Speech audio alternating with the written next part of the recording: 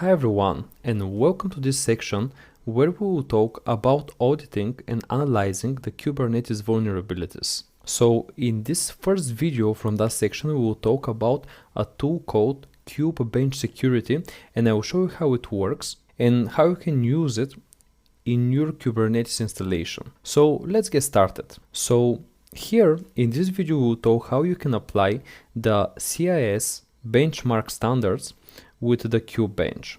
So the CIS benchmark standards are security standards for different systems that are carried out from the center of the internet security. This center aims to make our operating systems way stronger by identifying vulnerabilities. So compliance with those standards is quite common, especially for environments that are for government use. So if you are concerned about security, it will always be the right thing to do to make sure that we're meeting the CIS benchmarks. So we can actually use a tool called KubeBench to verify that we're meeting the CIS benchmarks. And this is a tool that will pretty much automate the entire process of validating the CIS benchmarks for Kubernetes. So we can normally install this tool by using the container from the Docker Hub, and I will show you in this video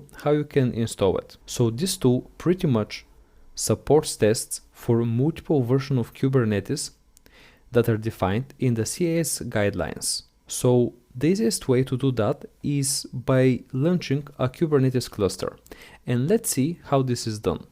So what I want you to do is to simply go to the KubeBench repository in GitHub and download it as a zip file. And I will show you how you can navigate to this zip file and very easily launch KubeBench for your device. So as you can see here, I have the KubeBench now installed in my device.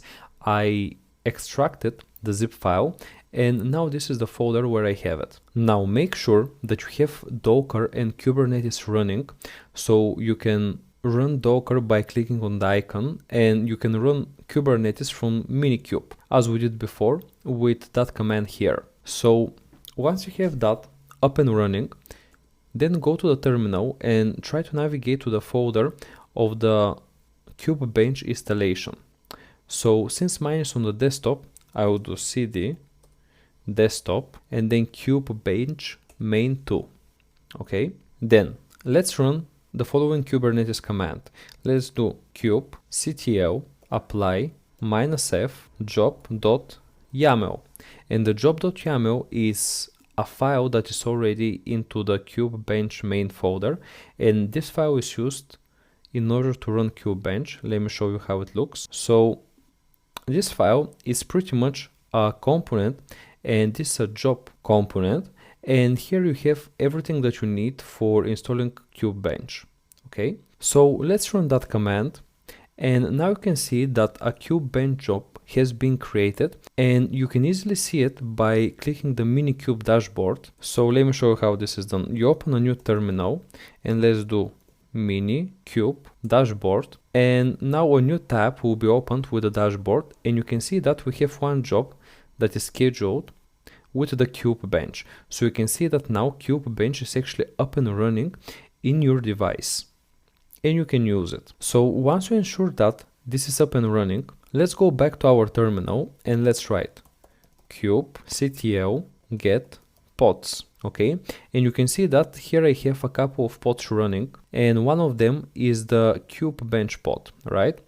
So you can verify that this is completed. Okay, so since here our status is completed, then we can do kubectl logs and then KubeBench, and then actually this ID here.